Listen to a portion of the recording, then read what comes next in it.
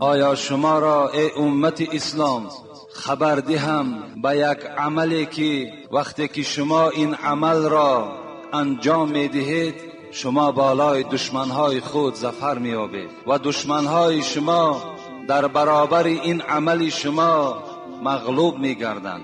آیا خبر دهم شما را ای امت اسلام با یک عملی که این عمل را وقتی شما انجام می دهید یضر لکم ارزاقکم، خداوند شما را بای می گرداند، با دولت می گرداند، رزق و روزی شما را با سبب این عمل خداوند بلند می بردارد. البته پیغمبر خدا غمخوار امت بودند، دوستدار امت بودند و می خواستند که از تمام آن عملهایی که به سبب آن ما و شما بالای دشمنها غلبه کنیم و امت اسلام بای و بدولت شود، راههای آن عملها را برای ما و شما نشان می دادند. پرسیدند پیغمبر خدا کدام عمل است که به سبب او ما بالای دشمن ظفر می کنیم، دشمن در برابر ما شکست می خورد؟ کدام عمل است که ما با سبب کردن او به دولت می گردیم؟ پیغمبر خدا گفتند تدعون الله فی لیلکم و نهارکم فإن الدعاء سلاح المؤمن. گفتند اون عمل این است که شما دست هاتان بردارین، چی شب باشد چی روز باشد، و از خدای خود دعا طلب کنید، زیرا که دعا این یراق مؤمن است. البته دعا این یراق مسلمان است. ما و شما با واسطه دعا با تمام آن مقصد و آن مرام که در دل داریم اگر از صدق دعا کنیم میرسیم. زیرا حدیث ترمذی هست که پیغمبر خدا گفتند ادعوا الله و انتم موقنون بالاجابه فإن الله لا يستجيب الدعاء من قلب غافل لا. پیغمبر گفتند وقتی شما دعا میکنین چنان تصور کنین که دعاهای شما دانه به دانه در نزد خداوند مقبول میگردد و همه دعای شما را خدای مبارک میشنود. کشد مور در زیر زمین آه، حضرت مولوی میگوید کشد مور در زیر زمین آه، زحال مورکی خود هست آگاه. اگر یک مورچه در زیر زمین اگر آه کشد، اگر به سوی خدا دعا کند که پروردگارا به داد من برس، خداوند میگوید از حال مورچه من درکدار هستم. بنالد گر سمک در زیر دریا، بگیرد دستگیرش قدرتی ما. اگر یک ماهی در زیر دریا اگر بیمار شود یا یک مشکلات بالای او بیاید، به سوی خدا دعا کند، خدا میگوید من دعای همون ماهی را میشنوم. این چنین خدای داریم. از این خاطر همگی ما و شما در این روزی پرفیض پراجر، در روزی که دعای بنده مؤمن در نزد خداوند قبول میگردد، دست میبرداریم و دعا میکنیم پروردگارا از درگاه تو طلب داریم که دین اسلام را بالای همه دینهای منسوخ و دینهای باطله خدایا ظفر نصیب بگردان و خدای مهربان مسلمانهای مستضعفی در مصیبت آلوده را خدایا از غم و اندوه خلاص بگردان و خدای مهربان تمام آن نقشه هایی که برای نابود کردن دین اسلام است، برای نابود کردن فرد مسلمان است، خدایا این نقشه ها را برباد بده و خدای مهربان عدد مسلمان ها را در روی دنیا زیاده بگردان و محبت قرآن، محبت خودت را، محبت محمد را در دل ما بندگان جایگیر بگردان و خدایا گذشتگان این قوم جمع ما را رحمت و مغفرت بگردان. بیماری های این جمعیت ما را شفای کامل، شفای عاجل نصیب بگردان.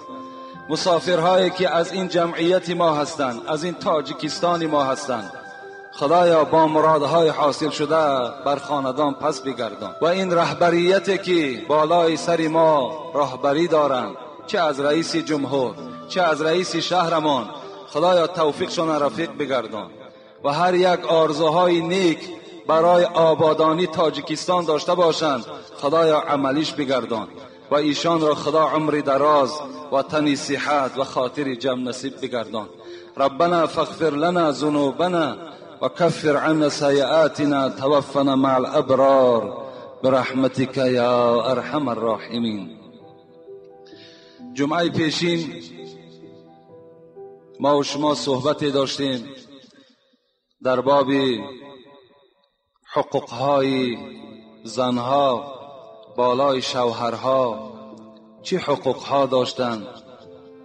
اگرچنده که این دو جمعه هم مختصراً از باب حقوق زنها بیان شد، البته ما باز اونقدر دانش پیدا میکنیم که باز دو جمعه دیگر در باب حقوق زنها بهر شما صحبت کنیم. لیکن فکر میکنم که همان دو مصرع محمد صاحب ایرانی یک نکته بس است اگر شعور است، ورنه چو چراغ پیش کور است.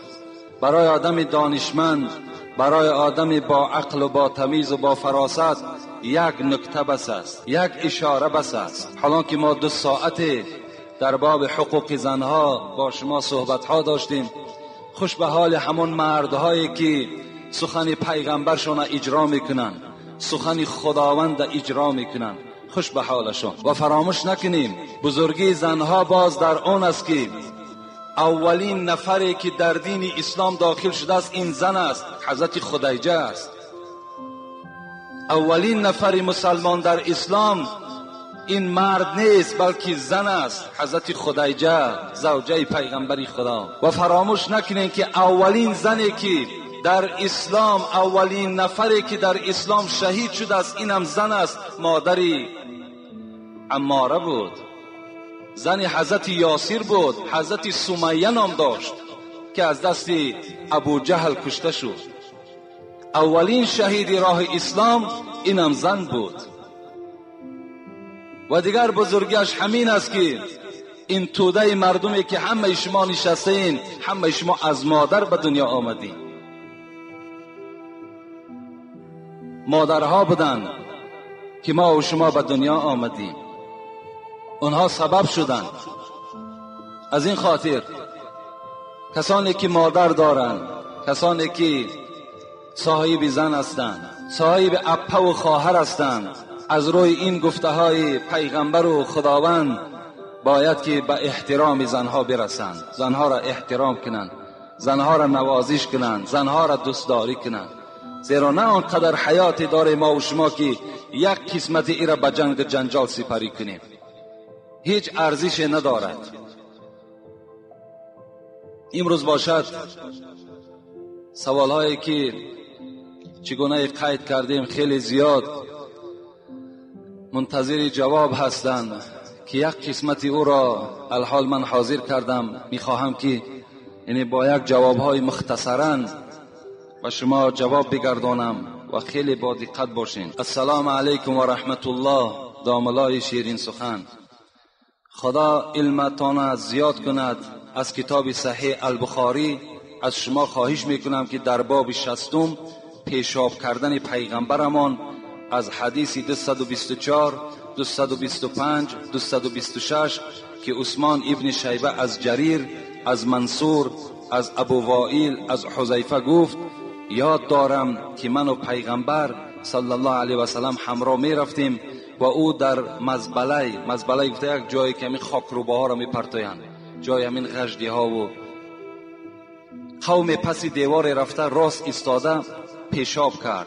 من از دور شدم، او به من اشارت کرد و من نزد او آمده در عقیبش ایستاده تا فارغ شد. از کتاب صحیح البخاری جلد 1 در بین قوم نمازخوانهای مسجدمان خواندم و قوم مسجدمان اختلاف کردند، درستیش یا نادرستیش فهمانده میدادید. التماس ما در این باب صحبت داشتیم. یک سوال من جواب گردانده بودم. این برادر از ما از کتاب صحیح بخاری که با اون حدیث های نامبر شده یادآور شدن که پیغمبر راستا پیشاب کرده بودند در یک میزبله گفته در یک جایی که همین بگیم غجدی میگیم ما و شما عادی کده اگر به زبان خودمون گپ زنیم، یعنی همون غجدی هایی که میپرتاییم در همون بالای همونها پیغمبر خدا راستا پیشاب کردند. این حدیث موجود است. ما در بدن این حدیث هیچ یگان اختلاف هم نداریم، لیکن من بر شما جواب گفته بودم. باز همون حدیث ها را برای شما کتابت کردم، میخواهم گوش اندازیم. عایشه میگوید که تصدیق نکنید کسی گوید که پیغمبر راستا پیشاب کرده است. این عایشه صدیقه زن پیغمبر خدا میگوید که هیچگاه تصدیق نکنید، باور نکنید کسی گوید که پیغمبر راستا پیشاب کرده است. که من میدیدم که پیغمبر خدا در حالت پیشاب نشسته پیشاب میکردند.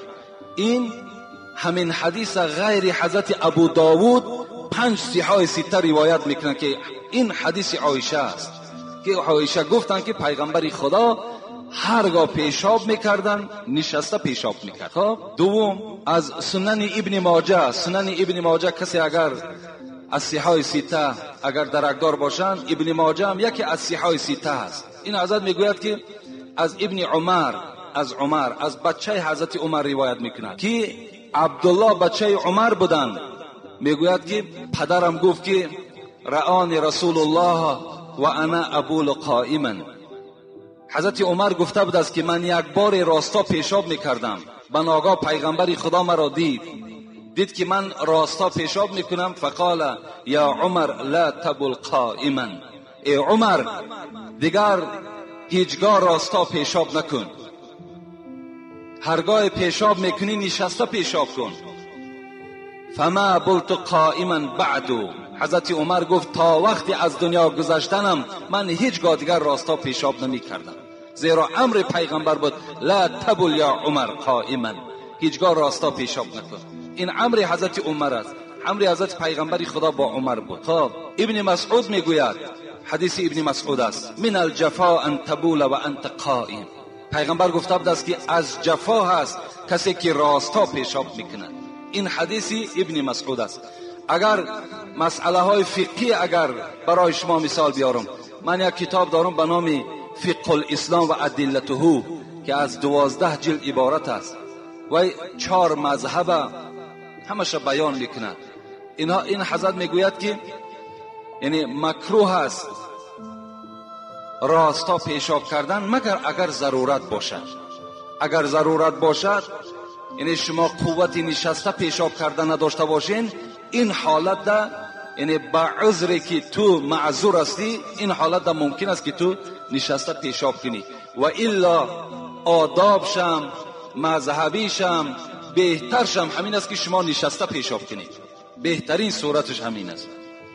دیگر حدیث نکوین. بسم الله الرحمن الرحیم. السلام علیکم ای واعظ راه خدا، حاجی محترم، فخر کلاب ما جوانان مخلص دائمی شما هستیم و به ما و به شما یک مراجعت داریم. میخواهیم که درباره تکبیر اول نماز به ما شرح دهید که چی درجه ثواب دارد، شاید که با یک چند برادران دیگر هم عبرت شود. با احترام مخلص شما. السلام علیکم و رحمت الله. تکبیر اول یعنی چگونه که امام در نماز الله اکبر میگوید، در مسئله های فقهی میگوید که وقتی که امام اکبر که گفت باید که شما الله میگفتگیتان را با اکبر امام پیوست کنید تا که یعنی اقتدای شما از پس امام صورت گیرد.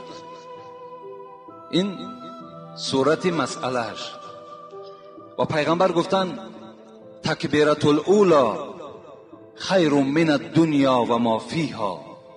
همین تکبیر اولی که با امام دیراب میکنین شما، رسول اکرم گفتن بهتر است از دنیا و آنچه که در دنیا وجود دارد. از تمام آن چیزی که در دنیا وجود دارد یک تکبیر اول را با امام دیراب کردن این بهتر است گفتند.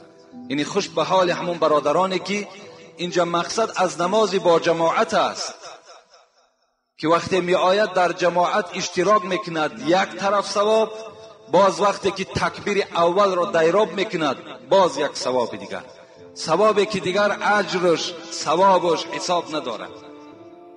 یعنی در این حالت مادامی که این مکافات که خدا برای ما و شما نصیب بگرداند باید که حرکت کنیم که پیش از امام در مسجد حاضر باشیم و در حالتی که امام الله اکبر میگوید همان الله خودمان به اکبرش که چسبانیم انشاءالله ثواب همون تکبیر اول را میگیریم. اگر مبادای که یگان تأخیر می شود و شما دیر میکنید، ممکن که می آید که تکبیر اول دیراب نمیکنید، ممکن که در دویم رکعت شما پیوست می شوید، در سوم رکعت پیوست می شوید، شما هم ثواب تکبیر اول دیراب کردگی هستید، زیرا برای شما عذر بود و الا شما بر وقتر آمده با نیت یعنی با امام نیت میکردی. السلام علیکم داملای شیرین سخن حاجی میرزا، خواهش داشتیم از شما که با یک چند سوال ما جواب دهید. آیا در وقت قضا کردن خفتن وتر واجب را قضایی خواندن ممکن است یا نه؟ قضایی خواندن ممکن است. یعنی در نمازهای قضایی فقط فرضها خوانده می شود و وتر واجب خوانده می شود، سنت ها دیگر خوانده نمی شود. در نزد استادی که ما علم دینی و دنیوی می آموختیم و از همه کار بد دست کشیدیم، برای همین کار نیکش همسایه‌اش استاد را رنجانید و استاد دغلانه رفتار کرد. استاد از ما خواهش کرد که همسایه را نرنجانید. ما همسایه را خفه نکردیم، اما مقصد همسایه این است که ما به نزد استاد نرویم. ما از آموزش باز ماندیم و ما مصلحت دهید فکر شما درباره این گونه شخصان چگونه است؟ ما یک گروه جوانان دائمی شما. یعنی برادر عزیز، آن استادی که البته علم دارد، سواد دارد، من بسیار میخواستم که همون حل همون مشکلات از استادتان پرسان کنید، زیرا حالت همون همسایه را و حالت همون محله را همون استاد شما خوبتر میداند. یعنی چگونه ای که اگر همون استاد به شما توصیه داد همون پیشه کنیم. برای من نمیدانم که اون همسایه کی هست، وای مسلمان است، وای کافر است، وای منافق است، اونم من نشناسم. برای همین من از دور ایستاده و این مسئله را حکم کردن نمیتوانم. بهتر و خوبترش همین است که از همون استادتان این مشکلات انشاءالله سوال کنین، خود همون حضرت چیزی که به شما جواب گوید. السلام علیکم ای بلبل اسلام، از شما خواهش دارم که با همین سوال من جواب پره گردانید. اگر برادر دادر خودش را از مادر دشنام دهد، حال این برادر چی می شده باشد؟ با احترام مخلص اشدی شما. اکنون این برادری که برادر خودش را از مادر دشنام می دهد، این نشانه ابلهی وی است. این ابله می گویند. یعنی ابله می دونی نه؟ آدم احمق، آدم بی فراست، آدم بدبخت. زیرا ابلهی او از همین معلوم می شود که مادر همون برادرش مادر وی هم هست. وی مادر تنها اون برادر نیست، همون برادر هم همون مادر به دنیا آورده است، این کثافت هم همون مادر به دنیا آورده است. وقتی که همون برادر که دشنام داد تصور نمیکرد که مادر دشنام داده ایستاده است. وقتی تو اگر ندانی، من برای تو خبر میدهم که خداوند قادر و بی همتا در سوره لقمان به ما و شما میگوید و وصینا الانسان بوالدیه حملته امه وحنا على وحن و فصاله فی عامین ان اشکر لی ولوالدیک الی المصیر. این خداوند سپارشش است. و وصینا، مفسرها میگن خداوند میگن من سپارش میدهم، وظیفه‌دار میکنم فرزند آدم را که با پدر و مادرش باید که مهربان باشد، علل خصوص با مادر میگوید خدا. زیرا برای چی؟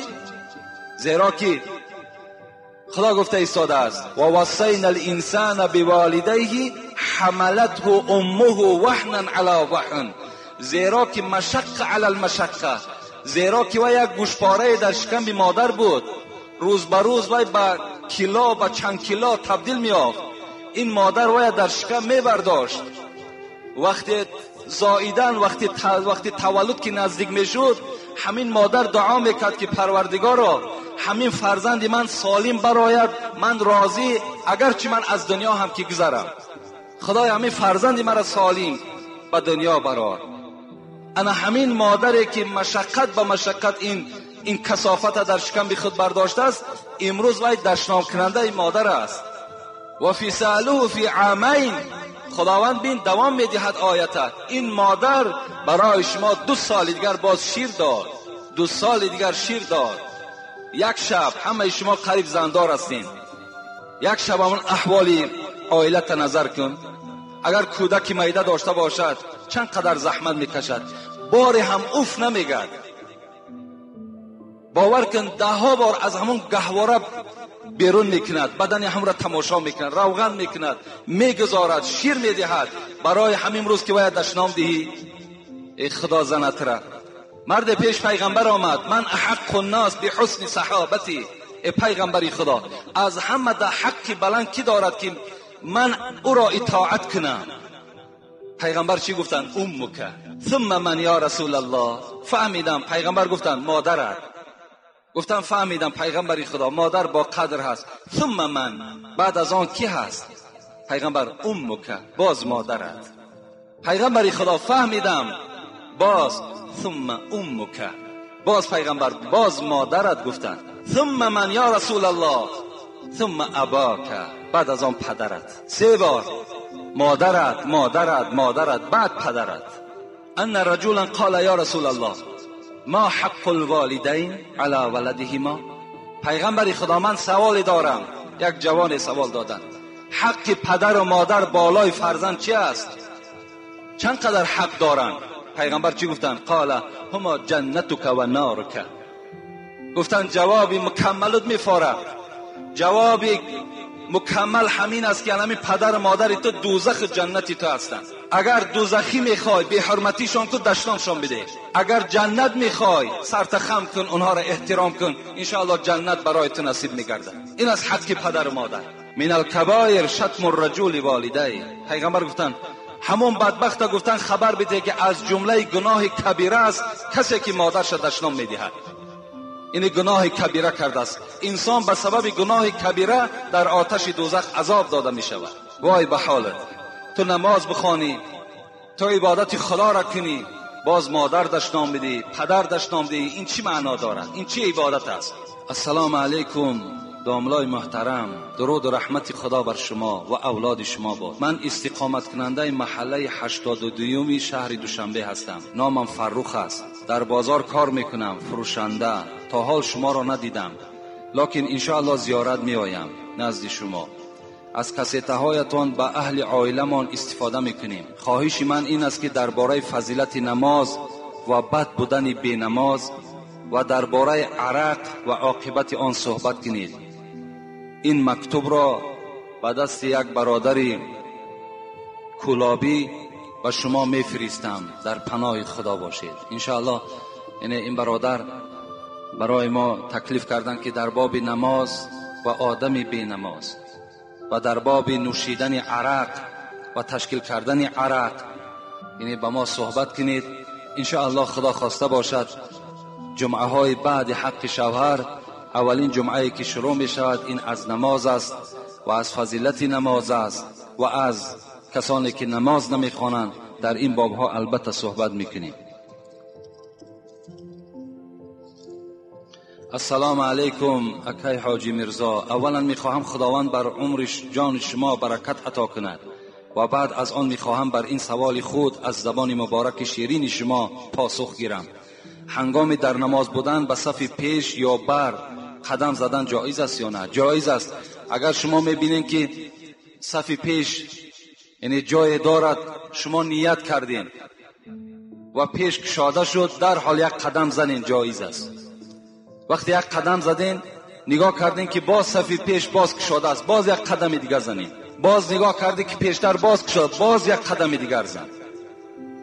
یعنی فقها میگن تا 3 قدم در داخل نماز در حالت نیت کردن هم یعنی حق داره که 3 قدم برای صف را پر کردن حقوق دارد آدم نمازخوان که قدم زند. اگر پهلو هم که اگر جای خالی باشد میتونی که پهلو را چکار کنی؟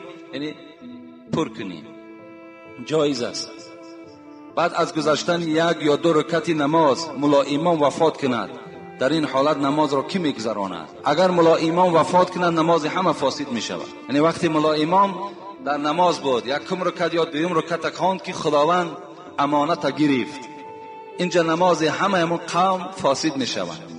اگر امام بیهوش شود یا یک سنگ آمد در سر امام زد و مثال خون جاری شد، این حالت ده امام کناره می ایستد، زیرا که وی طهارت شکست و یک نفر از همون صف اول در جای امام می ایستد، نماز دوام می دهد از کدام رکعت، از کدام موضعی که بود.